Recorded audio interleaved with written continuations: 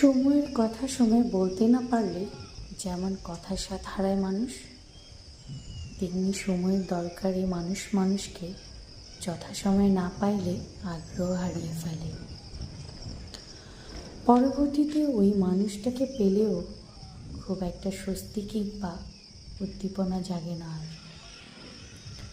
সময়ের যা প্রয়োজন ছিল, অসময়ে তা আমাদের কাজে আসা আর না আসা একই অর্থ হয়ে দাঁড়ায়।